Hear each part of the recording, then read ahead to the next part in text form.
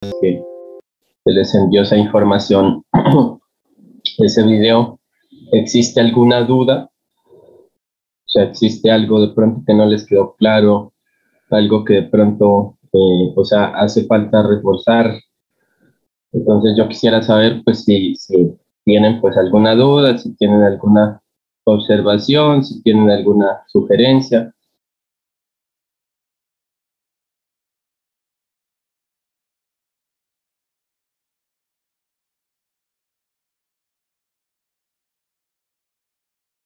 Bueno, entonces vamos a continuar.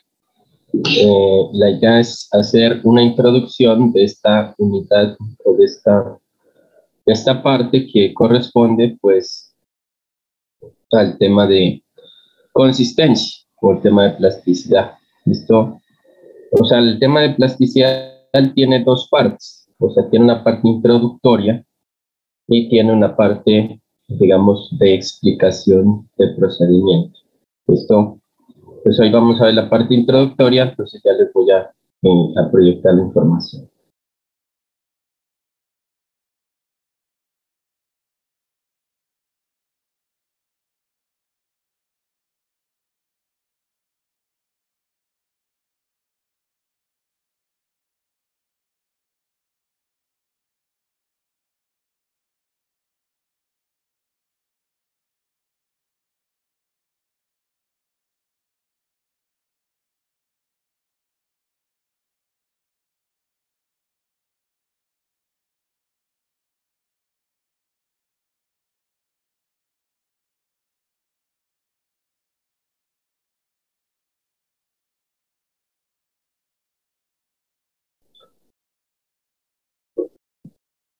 Recording in progress.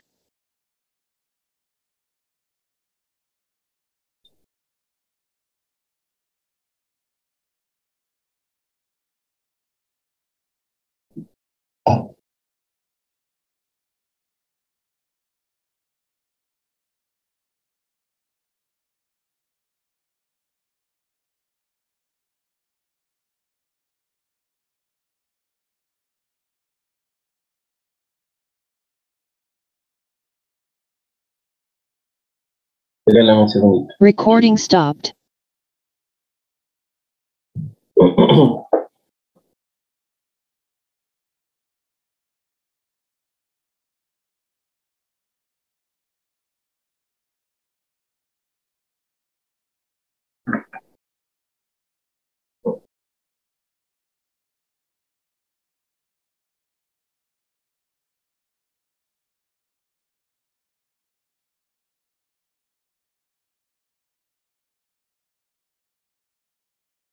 Recording in progress.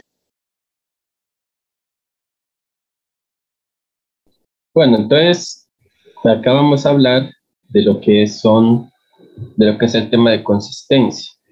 ¿Listo?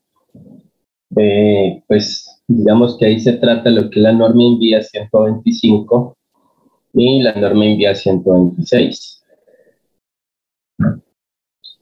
Bueno, digamos que cuál es el objetivo prácticamente de los límites de consistencia.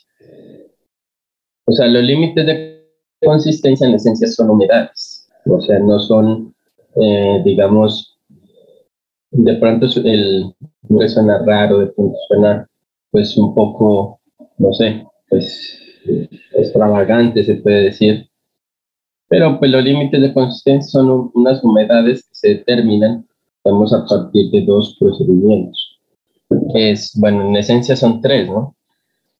Lo que pasa es que, digamos, en estas dos sesiones, nosotros vamos a ver lo que son dos procedimientos, o sea, vamos a ver lo que es el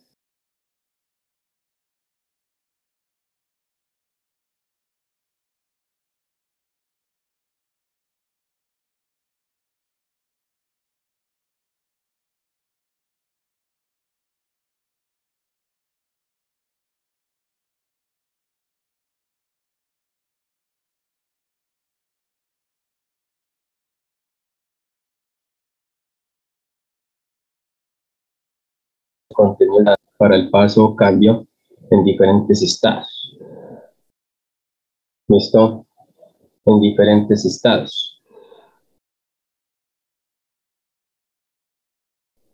O sea, normalmente se observan, digamos, estados de la materia, ¿cierto? O estados finalmente, ya sea, por ejemplo, el estado sólido, que nosotros podemos observar los 40 primeros centímetros del suelo expuesto, digamos, a la temperatura, a los rayos ultravioleta. ¿Listo? ¿Qué pasa cuando ese suelo, pues, digamos, en estado seco, pues, recibe humedad? Es decir, se genera un periodo de lluvias, digamos que ese suelo que inicialmente estaba seco, pues obviamente, digamos que se va a humectar y el estado en general, que era un estado sólido, ya pasaría a ser un estado semisólido. ¿Listo? Entonces, y después, así sucesivamente, cuando se va presentando la humedad, entonces el suelo va pasando a un estado plástico, es decir, porque pues ya, eh, digamos que la masa de suelo se va empapando de agua, después sigue el estado líquido, ya es cuando el suelo se satura, es decir, cuando ya hay demasiadas lluvias y obviamente eso genera deslizamientos, entonces ahí tenemos pues ya el estado líquido. ¿Listo? Nosotros esos estados, ¿para qué nos sirven? Sobre todo, nosotros nos podemos enfocar muchas veces en este estado de acá. Nos podemos enfocar en lo que es el estado plástico. O sea, ¿qué quiere decir estado plástico? Que es un estado donde usted puede moldear, puede generar diferentes formas de la masa de suelo. Entonces usted puede hacer esferas, puede ser cilindros, usted puede hacer cubos, ¿cierto?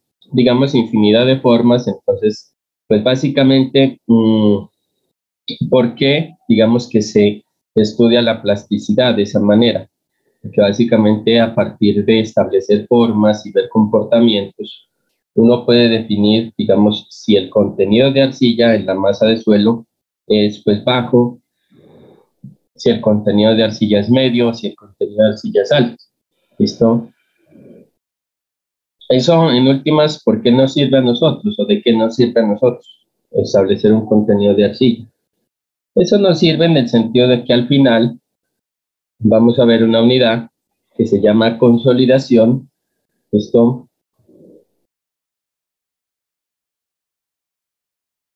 Entonces, esa última unidad que se llama consolidación nos va a permitir establecer cuál es el grado de deformabilidad para un material pues poco plástico, diga usted, por ejemplo, un limo, ¿cierto?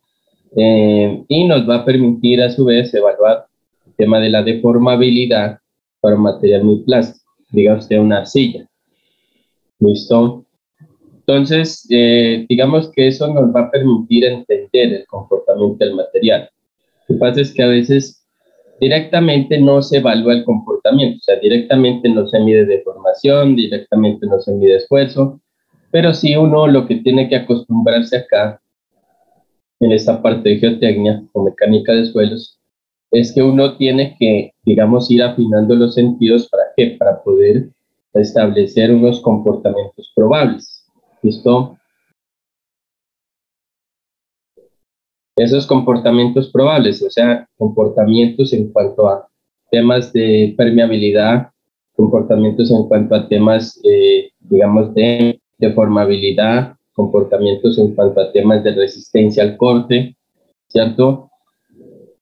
Porque sencillamente cuando uno va, digamos, a lo largo del curso calibrando los sentidos, ¿cierto? O sea, uno ya al final, cuando le toca, digamos, hacer un ensayo de resistencia al corte, cuando le toca hacer un ensayo de consolidación, entonces ya uno tiene calibrados los sentidos para poder hacer un análisis exhaustivo, un análisis a profundidad de las características del suelo. ¿Listo?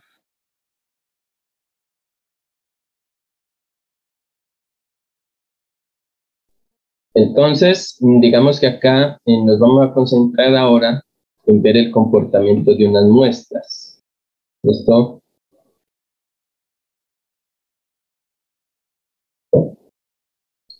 ver el comportamiento de unas muestras, ver básicamente pues, es decir, la forma en la que la humedad pues se va, digamos, incorporando en la muestra de suelo, digamos, ver cuál es el aspecto visual de la muestra, cuando se modifican sus características, es decir, cuando se modifica su estabilidad. ¿Listo?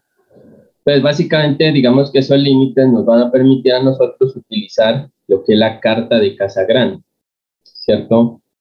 Digamos que la carta de Casagrande es una gráfica donde se pueden definir, pues, digamos, varios tipos de suelo.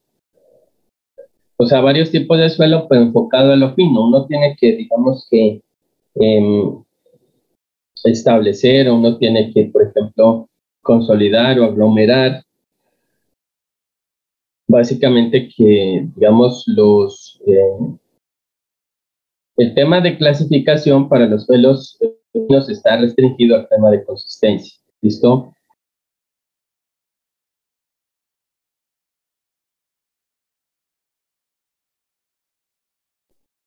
Entonces, digamos que cuando se tiene la carta de plasticidad de Casagrande, uno sabe si un suelo tiene características limosas o tiene características arcillosas y a su vez verificar si tiene baja plasticidad o alta plasticidad. Entonces, cuando estábamos viendo el tema de granulometría, nosotros veíamos la clasificación de suelos. Nosotros veíamos, por ejemplo, lo que eran los limos. ¿Listo? Los limos y las arcillas, pues que son un par de suelos finos. O sea, digamos que son suelos cuyo pasante pues, de la malla número 200 pues, es mayor del 50%.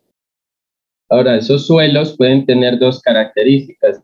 Una característica, digamos, de baja plasticidad y una característica de alta plasticidad. Pues si a mí me preguntan de qué depende la plasticidad, entonces yo les digo, les respondo que esta plasticidad depende del porcentaje o contenido de arcillas. Digamos, contenido de arcillas. O sea, si nosotros solamente nos remitimos a lo que es el suelo limoso, ustedes saben que el suelo limoso es un suelo finogranular. ¿Listo? Entonces, el suelo limoso de por sí, pues si fuera 100% limo, si fuera un limo puro, pues prácticamente no debería tener plasticidad, porque pues son suelos, como les digo, con poca plasticidad, es decir, son suelos granulares donde lo que debería imperar en digamos, en la parte de comportamiento es un comportamiento en base a la fricción. ¿Listo?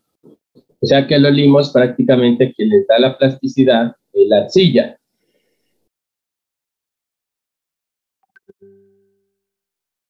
Las arcillas pues obviamente van rodeando los limos. ¿Listo? O sea, lo que yo les decía, por ejemplo, en la presentación de granulometría por hidrómetro, usted va a tener un limo por acá y digamos que ese limo lo van a rodear pues partículas de arcilla.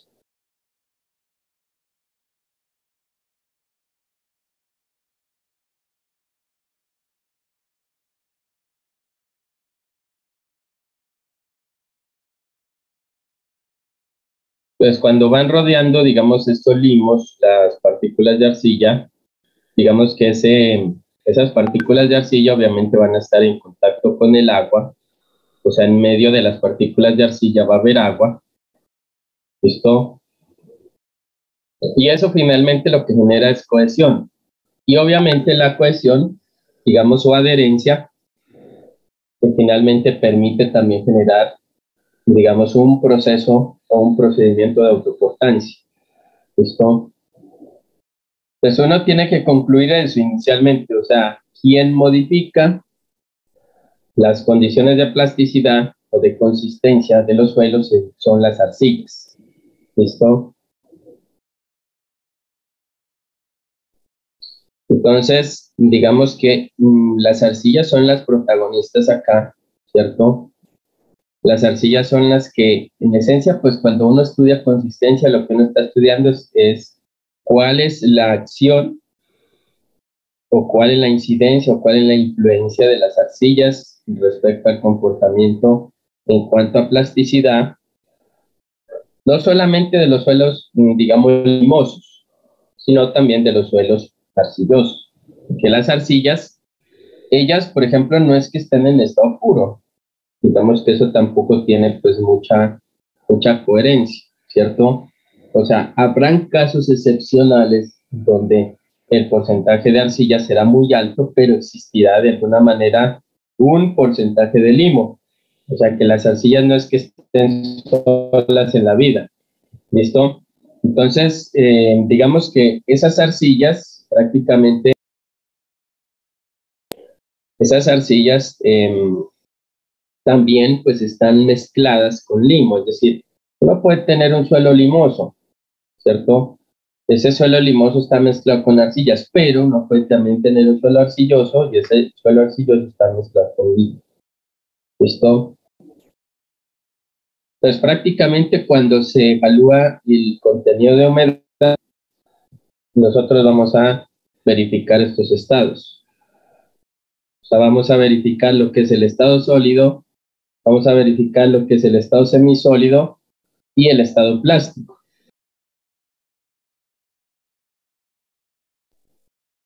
Entonces verificamos acá el estado, digamos, de estas muestras prácticamente.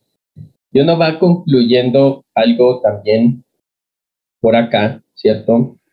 Que es pues cuando uno el suelo lo tiene en estado sólido, la resistencia al corte pues es bastante alta. ¿Listo? ¿Por qué razón? Porque pues las partículas acá están de manera inerte. ¿Listo?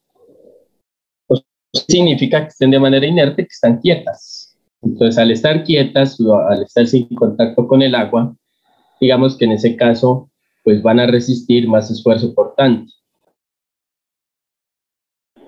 Ahora, cuando ya se va modificando el contenido de humedad, es decir, nosotros ya pasamos de un estado sólido a un estado semisólido.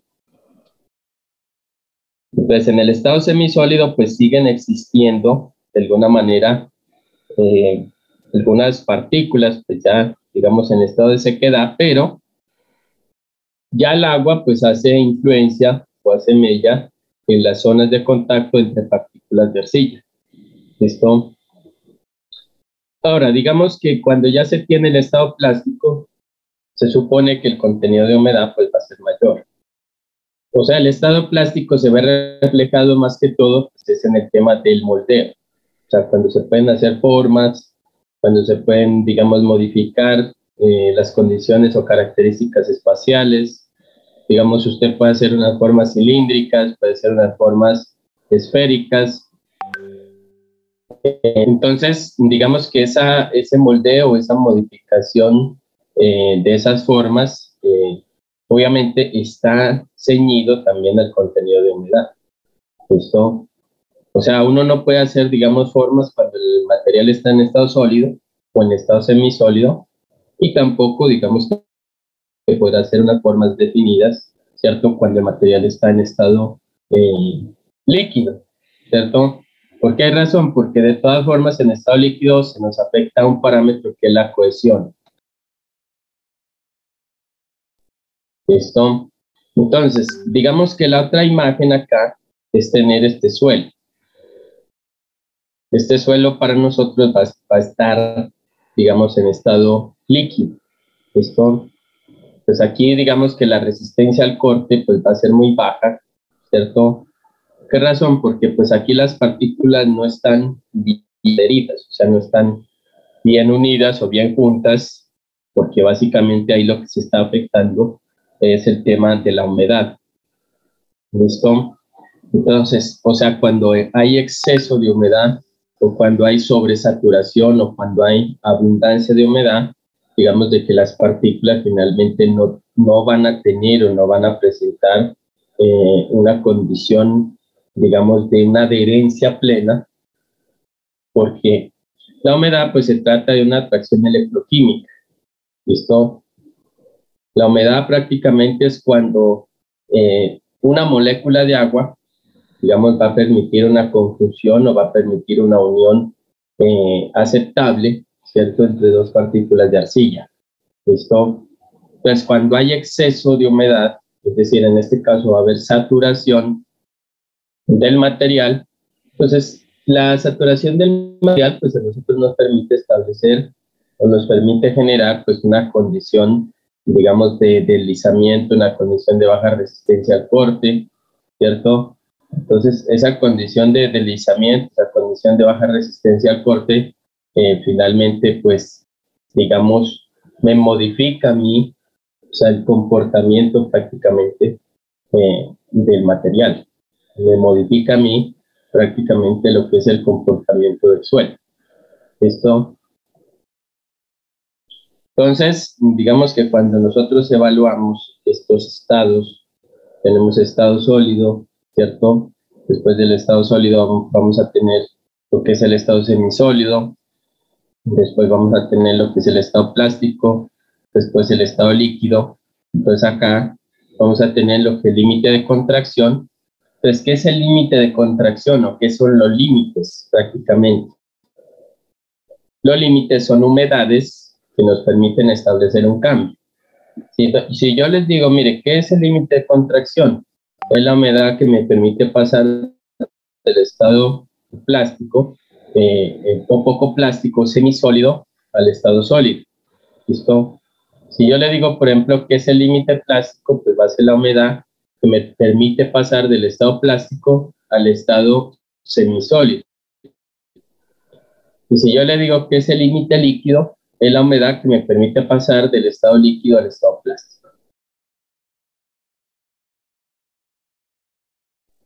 Pues básicamente son humedades las que nosotros estamos tratando aquí de explicar.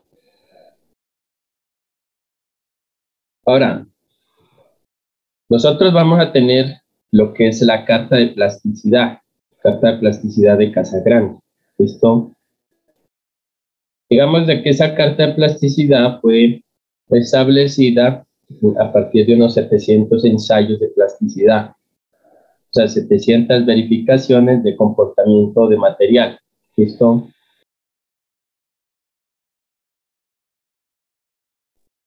Entonces, ¿qué pasa? Nosotros vamos a tener acá unas muestras,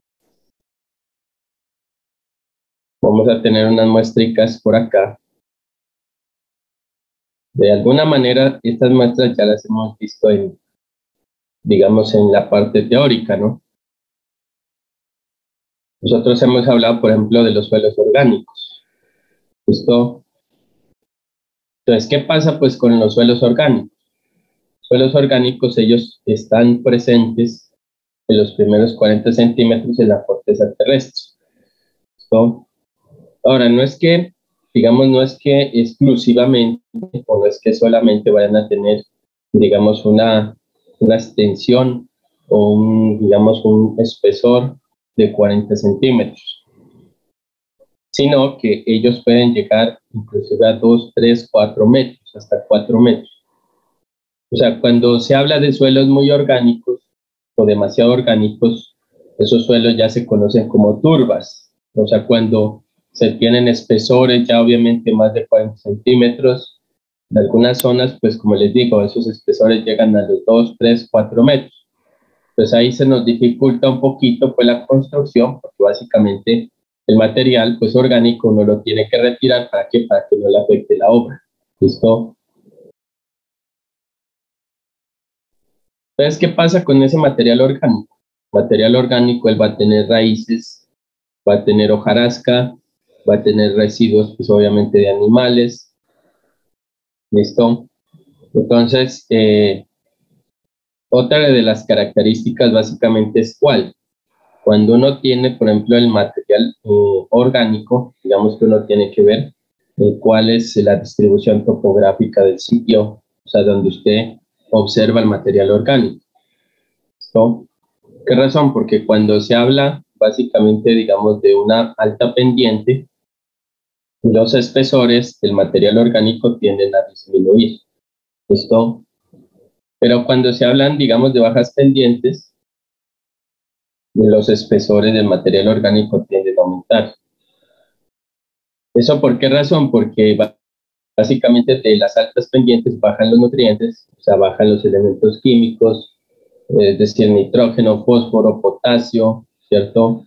Calcio. Entonces, estos elementos químicos bajan a zonas de baja pendiente, valga la redundancia, y ahí se favorece el crecimiento de la materia orgánica. O sea que uno en zonas de baja pendiente, uno puede observar pues más espesor de material orgánico que en las zonas de alta pendiente. ¿Listo? Entonces uno tiene que, digamos, en las zonas de sabana, uno cuando hace, por ejemplo, o proyecta, digamos, una urbanización, pues uno tiene que primero, o sea, eso es una recomendación, es un consejo, ¿no? Que a veces uno, digamos que los negocios los hace sin tener, digamos, un criterio técnico bien definido, ¿sí? O sea, eso es, por ejemplo, como cuando usted compra un carro, una moto. O sea, si usted, por ejemplo, no sabe, digamos, de carros ni de motos, pues lo que usted tiene que hacer es, por ejemplo, si la moto es de segunda o el carro es de segunda, digamos, usted tiene que llevar a un perito, ¿para qué? Para que le mire el carro, para que le diga si el motor está bien, si la suspensión, si los frenos, etcétera, tiene que estar bien. Entonces, lo mismo acá, digamos, en las obras de ingeniería. Si uno no tiene el mínimo conocimiento de suelos, ¿cierto? Pues obviamente lo que uno tiene que hacer, pues prácticamente, o a veces, digamos que algún tío de uno se metió a hacer un negocio de estos y se compra por allá una hectárea para hacer urbanización, por ejemplo, dos. Entonces, ¿qué es lo recomendable? Que uno tiene que, digamos, hacer unas pruebas iniciales, o sea, sacar una muestra. ¿Por qué? Porque en las zonas de sabana, pues hay una situación o una condición de existencia de alta materia orgánica. Entonces, cuando usted, digamos que observa unos espesores importantes de materia orgánica, pues eso se le va a incrementar el costo de la obra. ¿Qué razón? Porque usted no puede hacer un pavimento sobre un suelo orgánico, usted no puede hacer una cimentación sobre un suelo orgánico, porque esos suelos, digamos que no es que en su descomposición pare, sino que al contrario, con el tiempo pues van a seguir descomponiéndose, se descomponen, y eso obviamente esa descomposición lo que genera es una existencia de vacíos, ¿cierto? O un aumento en la relación de vacíos y obviamente al aumentar la relación de vacíos aumenta la deformabilidad, ¿cierto? Del suelo. Entonces, ¿qué pasa, por ejemplo, cuando ya se saca el material? Cuando ya se saca el material, pues, digamos, este observa o este posee raíces, se tiene raíces, se tiene hojarasca, se tiene residuos, pues, de troncos de árboles, ¿cierto? Entonces, lo que yo les decía, por ejemplo, a sus compañeros, es que uno no tiene que descartar la parte orgánica. Si uno va a hacer un ensayo de un suelo, pues digamos que uno tiene que ensayarlo con todo material orgánico. Si uno va a ensayar, por ejemplo, los límites de consistencia, no tiene que ensayarlos con todo materia orgánica, porque digamos que esa materia orgánica también va de alguna manera a contribuir o va a explicar o va, digamos, a afectar el comportamiento del material, ¿no? Es decir, el comportamiento, la generación de plasticidad del material. ¿Listo? Porque finalmente la materia orgánica genera zonas de discontinuidad en el material. ¿Listo? Pues uno tiene que, digamos, prácticamente ser consciente de eso, ¿no? O sea, es como uno, por ejemplo, negar la existencia de la materia orgánica, digamos, eso prácticamente es maquillar un poco el comportamiento del suelo. Y obviamente, cuando las muestras de suelo se sacan a poca profundidad, entonces uno tiene que, de alguna manera, establecer digamos, pues esa realidad, ¿no? Esa realidad que es la existencia de o la alteración del comportamiento del suelo. Ahora, cuando uno va a moldear el suelo, ¿cierto? Digamos, cuando uno tiene, por ejemplo, una forma de verificar las condiciones de plasticidad o consistencia, ¿cierto? Entonces, ¿qué es lo que pasa? Que, digamos, uno pues tiene que tener una herramienta para ejercer un esfuerzo, para ejercer un esfuerzo. ¿Listo? Entonces, es decir, cuando ya se añade el agua, ¿cierto? Cuando se añade el agua, pues el material orgánico, como tiene una alta porosidad, entonces es como si el agua traspasara, ¿cierto? El material.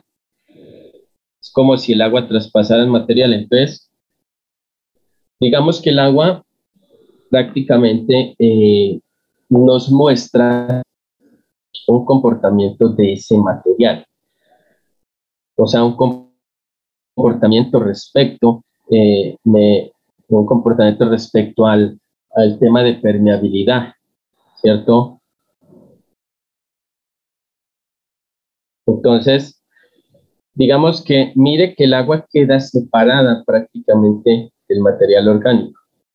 ¿Listo?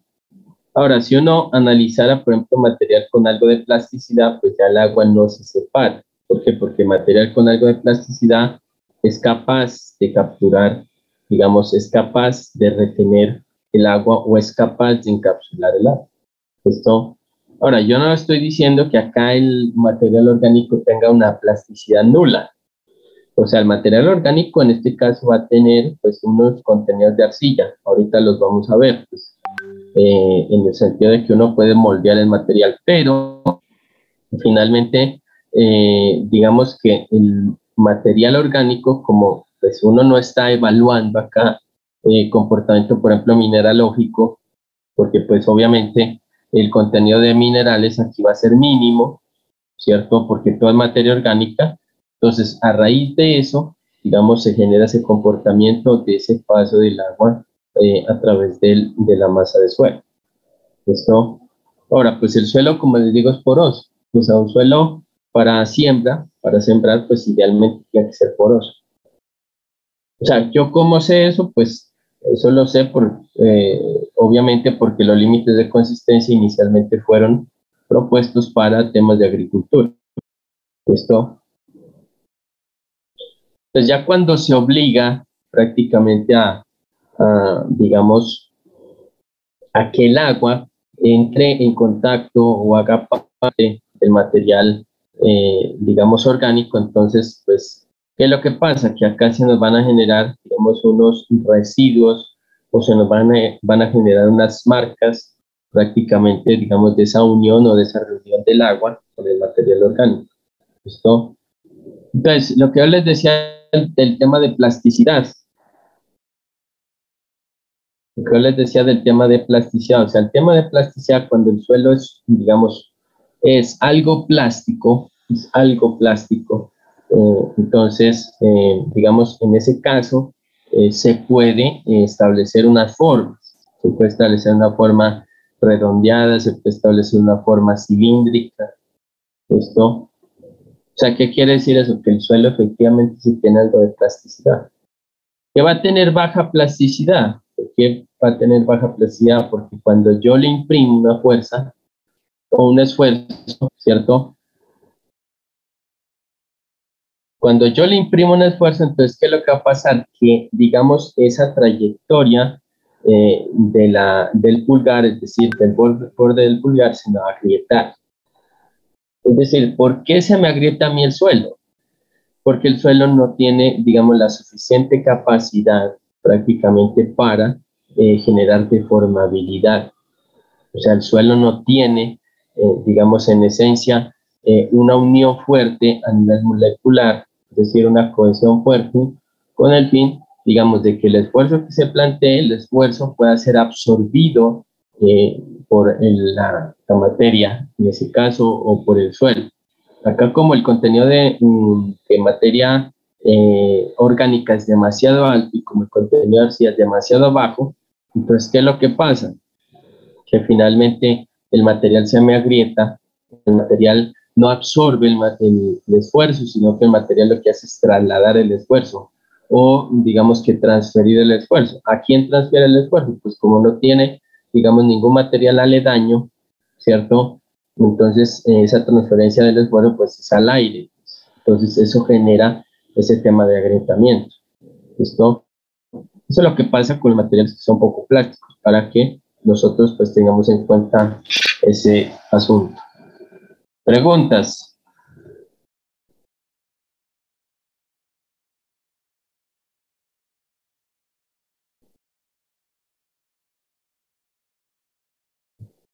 Ahora, por ejemplo, cuando ya el material, digamos que se moldea, es decir, cuando uno tiene un material orgánico en una forma pues esférica, y cuando esa forma esférica ya se empieza a manipular, es decir, se empieza a cambiar esa forma, entonces digamos que la nueva forma va a ser una forma cilíndrica. Nosotros acá, de manera directa, estamos haciendo una práctica que se llama límite plástico. O sea, estamos midiendo o estamos estableciendo cuál debería ser la humedad que nos permite el paso del estado plástico al estado semisólido. O sea, ¿cuál sería el estado plástico ahí? El estado plástico, pues, es el que a mí me permite hacer estas formas, es decir, hacer las formas cilíndricas. ¿Listo? Entonces, ¿qué es lo que pasa? Que cuando yo, por ejemplo, mira, ahí tengo una forma cilíndrica, pues un poco más uniforme, ¿cierto? Y cuando yo esa forma cilíndrica, mire, digamos que acá la comparo con una forma de una arcilla, es decir, un cilindro que se puede hacer con arcilla, entonces, ¿qué es lo que pasa? Que el contenido de arcilla, pues obviamente me permite moldear mucho más el material y me permite generar pues unas formas pues mucho más pequeñas en cuanto a diámetro. ¿Listo? Acá este material como es poco plástico, digamos que lo que va a pasar que cuando yo intento, digamos, moldear o intento reducir el diámetro, entonces obviamente ese material se me va a agrietar. ¿Por qué? Porque ese material, como les digo, no tiene la suficiente plasticidad. ¿Listo? Entonces, ¿qué es lo que sucede ahí? Lo que sucede es que cuando se me genera el tema del agrietamiento, significa, digamos, que yo estoy pasando ya de un estado plástico a un estado semisólido, ¿cierto? Porque cuando hay grietas, digamos, es porque el material está perdiendo humedad. El material ya no es capaz de sostenerse o no es capaz de permanecer, digamos, unido, ¿cierto? O las partículas no son capaces de mantenerse unidas sencillamente por ya la pérdida del contenido de agua. ¿Listo?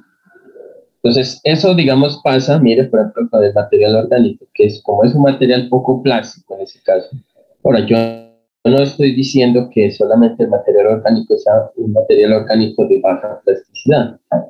Como les digo, van a haber turbas, o sea, turbas son materiales puramente orgánicos o muy orgánicos que aparte de ser materiales puramente orgánicos, ellos van a tener una combinación con alta cantidad de aceite. O sea, son pues prácticamente como si fueran unas arcillas negras, pero esas arcillas negras son orgánicas, digamos, o el gran contenido ahí de partículas, ¿cierto? De materia, pues se debe al tema digamos, la materia orgánica, valga la redundancia. ¿Listo?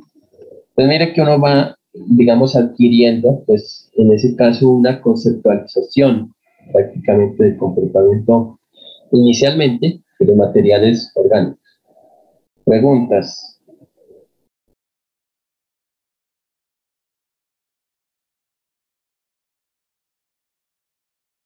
Ahora, uno va a ver, por ejemplo, digamos ya una transición a un material menos orgánico. Digamos, si nosotros acá analizamos este material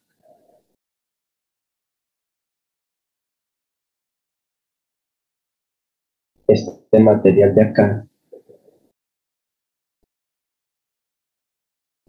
entonces en ese caso tenemos un material inorgánico, ¿sí? Digamos, ¿por qué yo sé que el material es inorgánico? Por la coloración. Cuando uno tiene, por ejemplo, un material orgánico, ¿por qué? Porque uno tiene un material de coloración negruzca, ¿listo? Entonces, digamos que acá estos materiales que tienen unas coloraciones vivas, digamos, la coloración acá de este material es una coloración café rojiza, ¿sí? Esa coloración café rojiza se debe a meteorización química, ¿listo? ¿Por qué? Porque ahí se observan, digamos, materiales ferromagnesianos meteorizados químicamente. Es decir, gracias a que el agua se ha incorporado, esos minerales inicialmente, digamos que existían y que se generaron con una erupción volcánica, digamos, esos minerales fueron degradándose, ¿cierto? Fueron obviamente cambiando y finalmente acá se nos generan unos minerales de arcilla. ¿Listo? Ahora, digamos que uno tiene un material ahí en esencia limoso. ¿Listo? Material en esencia limoso. Entonces, ¿cómo se va a dar cuenta de que uno va a tener un material en esencia limoso? Ya cuando uno, digamos que saca la muestra ahí, saca la muestra, digo usted, a una profundidad de 1 metro. Entonces, a una profundidad de 1 metro, de todas formas, aquí como hay materia orgánica muy cerca, entonces a 1 metro, pues puede haber influencia también de materia orgánica. Esto, muchas veces la materia orgánica, dependiendo prácticamente de la especie vegetal que esté en la superficie, la materia orgánica puede llegar hasta los 4 metros de profundidad. Pues obviamente en cantidades pues pequeñas, pero puede llegar, es decir, se pueden observar hasta los 4 metros de profundidad, raíces, se pueden observar, obviamente rastros, pues digamos del tema vegetal. ¿Listo? Ahora, si yo tomo pues esta imagen por acá, les muestro esta imagen por acá, prácticamente acá uno va a tener es un material pues ya rojizo, ¿cierto? Un material café rojizo. Y obviamente pues digamos que uno lo que hace es ya tomar el material, ¿para qué? Para hacer las mismas pruebas que se hizo con el material orgánico. ¿Listo? Entonces, ¿qué es lo que pasa? Que de todas formas, lo que yo les decía, el material tiene raíces. Si ustedes las observan, mira, aquí están unas raíces, pues unas raíces ya muy pequeñas, pero pues digamos de que eso demuestra de que el material está muy cerca de la superficie, ¿cierto? El material de características limosas. Ahora, ya cuando uno pues empieza a moldear el material, es decir, cuando uno ya empieza a añadir agua, ¿por qué? Porque los límites de consistencia lo que nos muestran a nosotros es el contenido de humedad, contenido de humedad. ¿Listo? Entonces, ¿qué es lo que sucede acá? Lo que sucede finalmente es que, digamos, cuando el material es limoso o cuando el material es fino granular, digamos que si uno compara, por ejemplo, digamos, el tema de, o sea, el tema, por ejemplo, de el rechazo del agua, la absorción del agua, el material limoso es como si rechazara un poco más el agua que la arcilla, ¿cierto? Entonces, eso lo que refleja es que, digamos, el agua es como si se almacenara en la superficie exterior del material limoso. O sea, es como si, por ejemplo, cuando ya, digamos, se estableciera, por ejemplo, una perturbación, o sea, si se estableciera una perturbación con la espátula, entonces esa perturbación nos va a generar por acá, digamos, una salida del agua, ¿cierto? Digamos, hacia la superficie o hacia la parte externa del material. ¿Listo? ¿Qué quiere decir eso? Que cuando la luz se refleja, digamos que se nos genera pues esta condición de reflexión o esta condición de alta luminosidad. ¿Listo? Ahora, si uno comparara eso, por ejemplo, con un material arcilloso, las arcillas como retienen agua, es como si las arcillas abrazaran el agua prácticamente. Entonces, la condición de luminosidad o la condición de reflexión de la luz, pues es menor. ¿Listo? O sea, eso a uno, pues digamos que le sirve prácticamente para entender el material. O sea, esto es, digamos, es manipular el material, ¿cierto? Entonces, digamos, pues que uno, aquí no estamos mostrando imágenes que estamos nosotros en un laboratorio, por ejemplo, sino que los ingenieros de suelos, pues a nosotros nos toca sencillamente estar en el campo. Y cuando uno está en el campo, uno tiene que, digamos, tomar muestras de suelo, humedecerlas, moldearlas, ¿cierto? Y obviamente, lo que yo les decía el día de ayer, pues el ingeniero de suelos, pues digamos, si no quiere que se le dañen las manos, pues tiene que andar con crema, porque pues digamos, esta anotación es medio graciosa, pero digamos que las arcillas a uno le parten las manos, o sea, la piel se parte. ¿Por qué? Porque las arcillas básicamente ellas tienen un componente de acidez, o sea, esa acidez lo que hace es partir las manos, agrietar las manos. Entonces, pues ahí uno lo que hace sencillamente es utilizar algo para que no le parta las manos. Y obviamente uno no es que va a utilizar guantes de látex, por ejemplo, porque no tiene la posibilidad o la oportunidad obviamente con los sentidos, en este caso con el sentido del tacto, verificar, pues, digamos, esa existencia de partículas finas. ¿Listo? Entonces, otra característica de los limos, bueno, digamos, en este caso, nosotros vamos a tener un limo que nos genera una esfera. Digamos que uno construye, uno fabrica una esfera, en este caso de material limoso. ¿Listo? Pues si usted se da cuenta, por acá, usted va a tener unos minerales. Si usted observa acá digamos, esta imagen, usted va a tener acá unos minerales negruzcos. ¿Listo? Usted va a tener por acá unos minerales claros. Usted va a tener por acá unos minerales alargados. ¿Listo? Digamos que uno también tiene que observar esa parte, o digamos, ese concepto, digamos, a nivel mineralógico, ¿cierto? ¿Por qué razón? Porque, pues, digamos que uno tiene que observar o recopilar cuál es el origen geológico, digamos, de esas muestras o de esos suelos. O sea, el origen geológico, por la condición de esos minerales que son ferromagnesianos y no ferromagnesianos, el origen mineralógico es a partir de unas erupciones volcánicas. O sea, las erupciones volcánicas pues se emanan cenizas volcánicas. Esas cenizas volcánicas pues son limos, obviamente, y arcillas, ¿cierto? Pues digamos que de pronto un poquito más tendiente al tema de las arcillas, pero sin embargo ahí salen obviamente unos minerales ferromagnesianos, los minerales no ferromagnesianos. ¿Listo?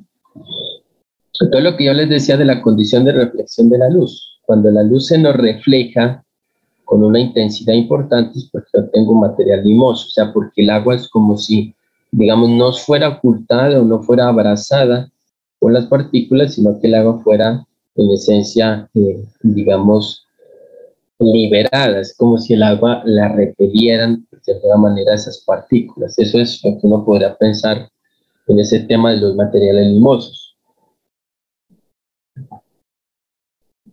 Ahora, otra prueba que uno puede hacer, digamos, es que cuando usted le imprime la fuerza, pues, del pulgar, mire que el material limoso también se nos agrieta alrededor de la parte, pues, del pulgar, se nos agrieta, pues, en diferentes direcciones. Entonces, eso lo que implica es que ese material limoso va a tener baja plasticidad. O sea, que el contenido de arcilla de ese material limoso, pues, no va a ser muy alto, ¿cierto? O sea, baja plasticidad es hablar, por ejemplo, de un contenido de arcilla, diga usted de un 20%, ¿cierto?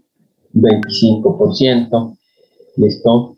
Entonces ahí estamos hablando nosotros de un material limoso de baja plasticidad, ¿listo? Ahora, que cuando uno hace otra prueba, o sea, es decir, cuando uno está trabajando con este material, uno le puede imprimir, digamos, la huella dactilar al limo. No le puede imprimir la huella dactilar al limo. ¿Listo? Entonces, ¿qué es lo que sucede ahí? Pues lo que sucede, digamos, sencillamente es que, pues, el limo permite, digamos que generar esos surcos, permite establecer esos surcos, ¿cierto? Y obviamente eso se genera por la condición de humedad externa que se establece, se genera finalmente pues ya en los materiales, ¿cierto? Finogranulares. Esto, pues ahí se nos generan pues unos trazos, por acá inclusive uno alcanza a observar lo que es la parte inferior de la huella dactilar. ¿Listo? Ahora, cuando uno ya está haciendo el último chequeo, que es el hacer los rollos o cilindros de 3 milímetros, pues uno, ¿qué es lo que pasa o qué es lo que se le genera ahí? Uno, lo que se le genera o lo que sucede ahí es sencillamente, digamos, de que al hacer pues esos rollos, mire por acá, al hacer esos rollos, pues la extensión, digamos, o el diámetro finalmente que se establece con esos materiales finogranulares, pues realmente no es muy pequeño. O sea, porque son materiales en este caso con una baja plasticidad. Pues, ¿qué es lo que quiere decir? Que cuando se están haciendo esos cilindros, mira, ahí se agrieta ya el cilindro. Entonces ahí ya estamos pasando del estado plástico al estado semisólido. Entonces esa es una condición sencillamente que sucede o que se genera pues con los materiales finogranulares, en este caso los materiales limosos. ¿Listo? Mire, por ejemplo, ahí está ya más claro. Ahí pues tendremos nosotros un diámetro de unos 5 milímetros, aunque la norma INVIAS a nosotros lo que nos define o lo que nos establece es que tenemos que tener un diámetro, ¿cierto? Finalmente de 3 milímetros para poder evaluar el límite plástico. ¿Listo? O sea, uno pues de todas formas, de alguna manera, de laboratorio, pues trabajar con los materiales limosos, ¿cierto? Es un poco complejo, ¿cierto? Los materiales limosos ellos requieren, pues digamos que ellos requieren es un poco de paciencia. ¿Por qué razón? Porque la variación en el contenido de humedad de ellos, pues digamos que es mínima, ¿cierto? Y obviamente que uno tiene que ser muy cuidadoso con la humedad. ¿Listo? Eso pasa pues con los limos. Preguntas.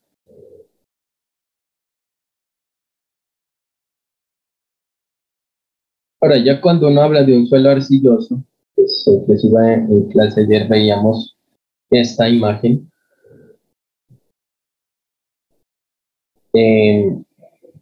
Los suelos arcillosos, ellos tienen pues unas coloraciones muy particulares.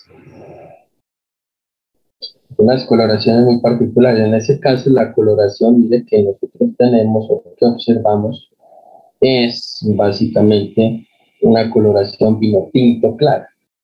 Vino tinto claro. ¿Listo?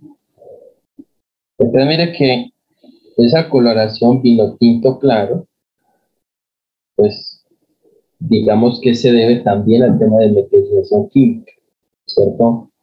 O sea, cuando hay un mineral fuente, que es un mineral en base a hierro y a magnesio, ¿cierto? Y obviamente ese mineral se nos va mezclando químicamente, se va generando esta condición, ¿cierto? De material puramente arcilloso, ¿cierto? Puramente o material muy arcilloso, ¿listo? Y obviamente ese material arcilloso pues va a ser mucho más estable respecto al material limoso, que lo tenemos por acá, y respecto al material arenoso que lo tenemos por acá en la parte superior. ¿Listo? O sea que cuando yo saco ya un material arcilloso, digamos que prácticamente lo que yo les decía es que el material arcilloso es como si uno tuviera mantequilla, ¿cierto? La mantequilla se ve como si fuera uniforme, como si fuera prácticamente, digamos, como si tuvieran la misma, pues, es decir, como la misma la misma proporción en todas las direcciones, ¿cierto? Entonces acá lo mismo sucede pues con los materiales que son muy planos, ¿listo?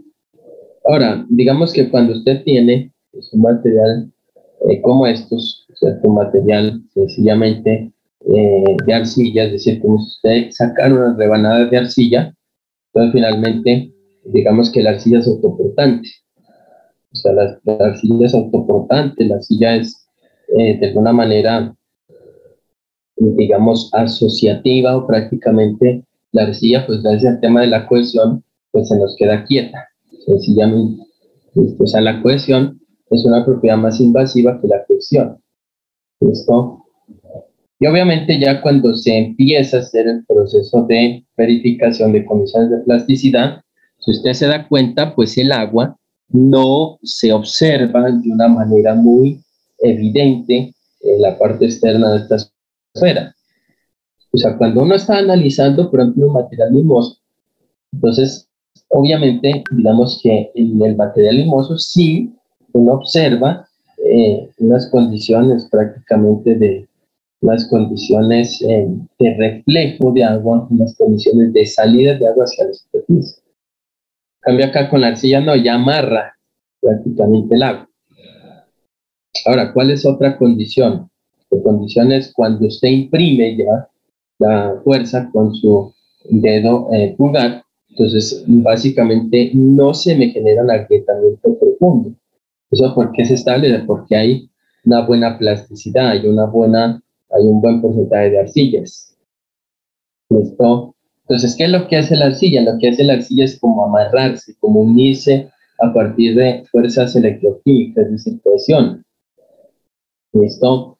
Entonces, cuando se amarra a partir de fuerzas electroquímicas, entonces significa que la arcilla es un material que pueda absorber el esfuerzo. No es un material que pueda transferir el esfuerzo. Es decir, esa es la gran diferencia, por ejemplo, con un material granular, ¿cierto? Que las arcillas, ellas absorben el esfuerzo. O sea, las arcillas es como si fueran un colchón. Cuando uno se pone a brincar, pues, en un colchón, pues sencillamente el colchón lo que hace es absorber el esfuerzo que se le está entregando. ¿Listo? Entonces, lo mismo sucede acá con las arcillas. ¿Listo? Por esa razón es que si uno quisiera compactar un suelo arcilloso, es demasiado difícil compactar un material arcilloso. Porque primero el material arcilloso se adhiere, digamos, al rodillo, se adhiere finalmente al tema del vibrocompactador, ¿cierto? Entonces, y el material arcilloso como guarda agua, pues quien asume el esfuerzo que se puede entregar es el agua, no es el material propiamente arcilloso. ¿Listo?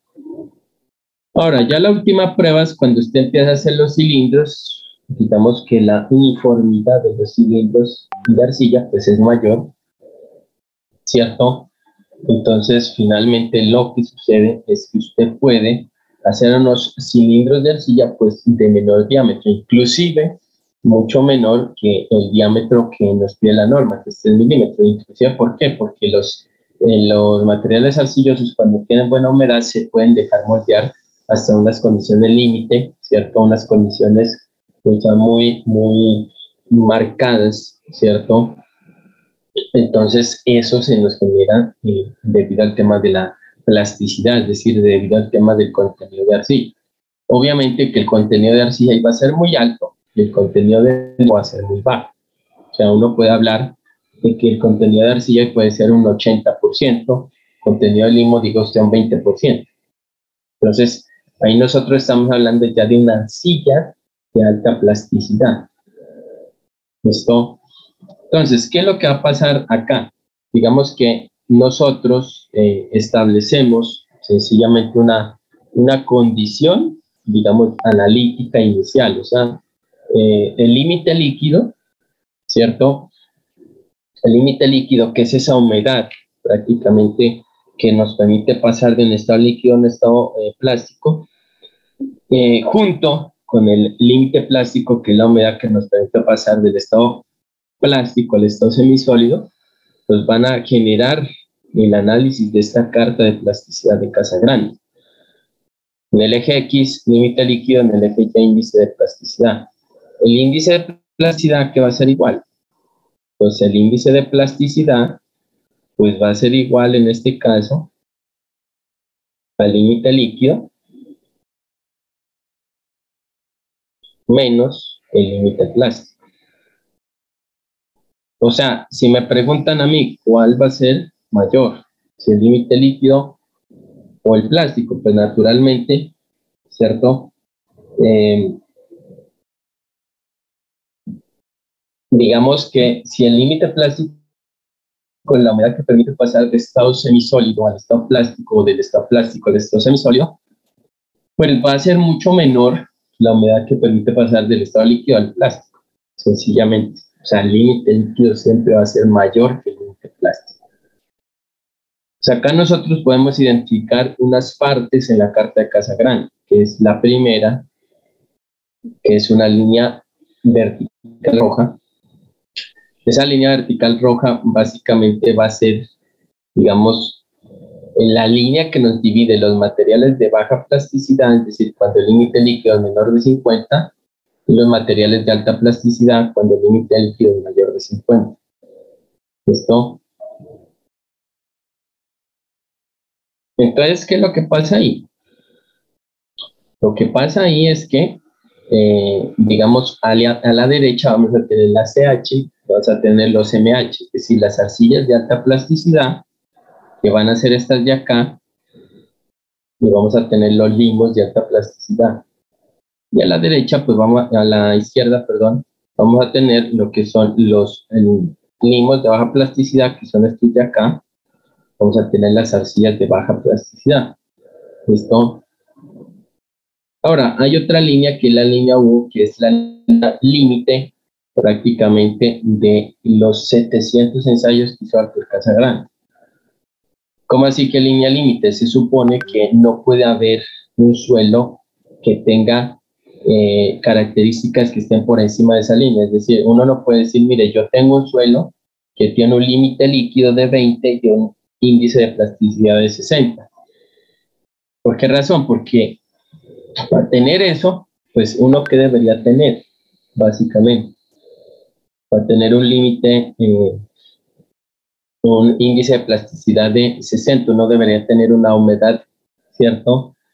De, digamos, de menos 80, ¿cierto? De menos 80, ¿listo? Obviamente unas humedades de ese calibre no existen porque pues la humedad está entre 20 y 600, o está entre 10 y 600, ¿listo? Entonces, por esa razón, digamos que no es posible que existan unos suelos que tengan un índice de plasticidad tan alto y un límite líquido tan bajo. Entonces, esa es la línea límite, esta línea amarilla. Ahora va a haber una línea azul, que es la línea A. Finalmente, la línea A, pues ella nos define lo que es la diferencia entre los limos y las arcillas, es decir, lo que está por debajo de la línea A, es decir, lo que está por aquí, van a ser los limos tanto de baja plasticidad como de alta plasticidad. Lo que está por encima de la línea A y por debajo de la línea U van a ser arcillas, bien sea arcillas de baja plasticidad o arcillas de alta plasticidad. ¿Listo? Y por acá, digamos que en este cuadrante vamos a tener lo que son las arcillas, digamos, limosas de baja plasticidad, es decir, arcillas cuyo límite líquido está entre 10 y 30, y el índice de plasticidad está entre 4 y 7. Digamos que esa es la carta de Casagrande, finalmente. ¿Listo? Ahora, lo que uno tiene que hacer sencillamente es, cuando se hacen los ensayos de límite líquido y plástico, pues, ¿qué es lo que tiene que hacer uno? Pues obviamente ubicar pues en la cartica el límite líquido, el índice de plasticidad y clasificar el suelo, bien sea un CL, bien sea un ML, bien sea un CH o bien sea un LH. ¿Listo? Entonces, digamos para finalizar, entramos al sistema unificado de clasificación SUX, ¿cierto? Entonces ahí tenemos, según lo que se había visto en granulometría, teníamos suelos de grano grueso, ¿cierto? Que son, pues, digamos, en este caso las gravas, ¿cierto? Las gravas tienen prefijo que, las arenas prefijo S, el porcentaje pasante por la malla 200 es menos del 50%. ¿Listo? Los suelos de grano fino, pues son los limos inorgánicos, las arcillas inorgánicas y los orgánicos. Entonces, los limos tienen prefijo M, las arcillas tienen prefijo C y los orgánicos prefijo O. Y en ese caso, el pasante por la malla 200 es mayor del 50%. ¿Listo? Pues habíamos visto que cuando los suelos eran gruesos, tenían dos características que eran bien gradados o mal gradados, W y P, y cuando tenían ya cuyo pues, porcentaje pasante por la malla 200 era mayor del 50, eran suelos de baja plasticidad, suelos de alta plasticidad, digamos que eso ya depende del límite, como acabamos de ver hace un momento, pues, en la carta de plasticidad. Ahora, digamos que en esta tablita nosotros vamos a tener tres condiciones, al menos para los suelos de grano grueso. Una condición de materiales limpios cuyo porcentaje pasante, la malla 200, es menos del 5%. Tenemos unos suelos que por aquí no están marcados, que son estos, digamos, cuyo porcentaje pasante por la malla 200 está entre 5 y 12. Entonces ahí nosotros vamos a tener doble simbología, una simbología grueso granular, si ustedes observan, acá en la parte inferior. Es decir, tenemos por ejemplo una SWSM que va a ser una arena bien gradada limosa. Vamos a tener una arena bien gradada arcillosa, o una arena mal gradada limosa, o una arena mal gradada arcillosa. Lo mismo para las gravas. Pues ahí nosotros tenemos que obtener los límites de consistencia, ¿cierto? O sea, obviamente tenemos que obtener una condición de granulometría, es decir, SW o SP o GW o GP, y una condición de plasticidad, es decir, tenemos que hacer unos límites de consistencia para, con el uso de la carta de Casagrande, clasificar el suelo. ¿Listo? Entonces, ¿qué es lo que pasa? Y que nosotros, digamos que vamos a tener, cuando ya materiales pasante por la malla 200 es más del 12%, tenemos que hacer,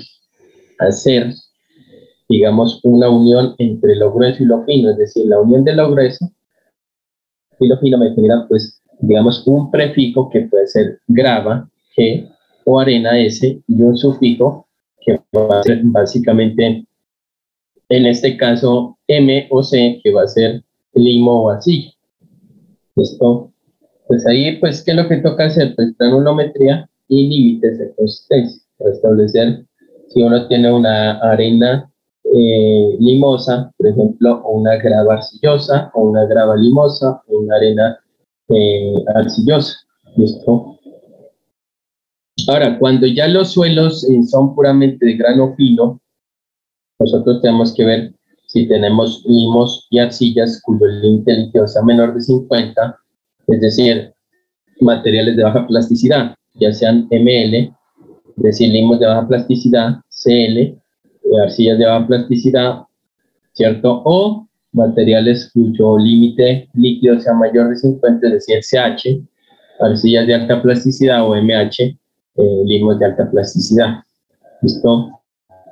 Ahora, nosotros podemos identificar con los límites de consistencia de materiales orgánicos. Si el límite líquido en estado seco al aire sobre el límite líquido de material no seco, es decir, húmedo, es menor de 0,75, tenemos un OL, y si el límite líquido de material seco al aire respecto al material al límite líquido del material húmedo es mayor al 0,75, tenemos un OH. ¿Listo? Es decir, que todo esto se restringe a la carta plasticidad. ¿Listo? La próxima clase vamos a hacer el ejercicio, ¿cierto?, de clasificar ya un suelo con límite líquido y plástico. Ahora vamos a tener un PT digamos que van a ser turbas. ¿Listo? Entonces, esa es la primera parte, que es el material que se puede clasificar con el límite, en ese caso, líquido, y con el límite plástico, y obviamente con el tema de la granulometría. ¿Listo? La próxima clase vamos a ver lo que es el sistema ASHTO. Yo me adelanto algo acá. El sistema ASHTO es un sistema que tiene 7 tipos de suelo, van desde la 1 hasta la 7. Las diferencias, pues en esencia, son que para establecer un material fino, más del 35% tiene que pasar por la malla 200. O sea que estos sistemas de clasificación difieren en que el SUBS dice que es el 50%, el ASHTO dice que es el 35%.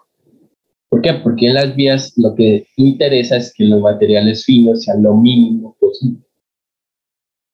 Otra diferencia es el tamaño de la partícula. Digamos que las gravas pasan por el tamiz 3 pulgadas, es igual a SUBS, y quedan retenidas en el tamiz 10, que ahí sí difiere respecto al SUBS, porque el SUBS dice que es en el tamiz 4, es decir, 475 milímetros, y acá el ASHTO dice que son 2 milímetros. ¿Listo? Las arenas pues pasan por el tamiz 10 y quedan retenidas en el 200, ahí tenemos una diferencia con el SUBS. Y las arcillas pasan por el tamiz 200, y digamos que los limos y arcillas, pues ya sabemos que en ese caso los limos prácticamente pasan por el tamiz 200 y tienen un tamaño inferior, que sería de 0.02 milímetros, y las arcillas tienen un tamaño que va por debajo de 0.02 milímetros. ¿Listo? La próxima clase vemos lo que es el sistema SUBS para hacer la clasificación, vamos, del suelo, y vemos también el sistema ASHTO. ¿Preguntas?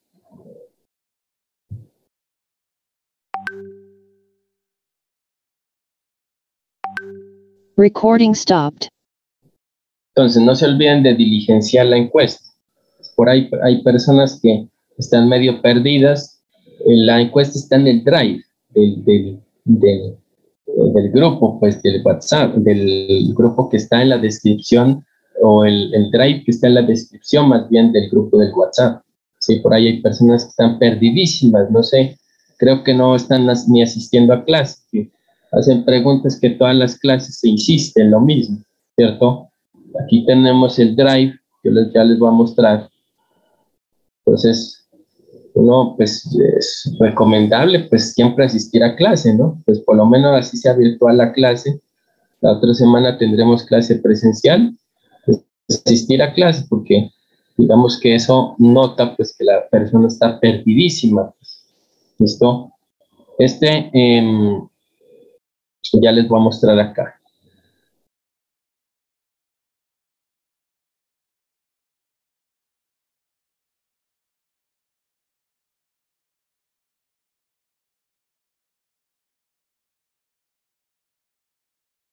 Este es el grupo 1, ¿no?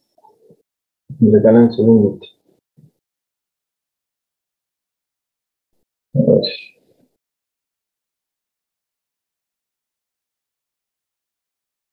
Entonces, mira acá, pues, de pronto, pues, respondiendo por enésima vez la pregunta, acá en el drive, o sea, del grupo 1, que está en la descripción del grupo del WhatsApp, ¿cierto? Entonces, mire, aquí está el archivo en Excel editable. ¿Listo? Entonces, ahí ustedes, pues, obviamente, para que nos ayuden llenando esa encuesta. ¿Eso por qué se llena? Porque para ver la posibilidad de que si los compañeros del grupo 3 de laboratorio pues pueden asistir a la parte presencial. ¿Por qué? Porque ellos son 38. Y pues en el laboratorio solamente podemos trabajar alrededor de unas 20 personas, ¿cierto? Entonces les recomiendo llenar esto. Obviamente la persona que por X o Y motivo, ¿cierto? Los compañeros de los pueblos o de las veredas o de los corregimientos que no puedan asistir por X o Y motivo, pues digamos que sencillamente pues van a seguir teniendo acceso al componente virtual. Obviamente ahí se les compartirá los videos pues, de la parte ya analítica, ¿cierto? De cada uno de los laboratorios. ¿Listo? Entonces, llenemos pues esa encuestica ahí pues para también, digamos que tener un orden, ¿cierto? Respecto pues al trabajo que va a ser desarrollado pues, la próxima semana. ¿Listo? No sé si hay alguna pregunta.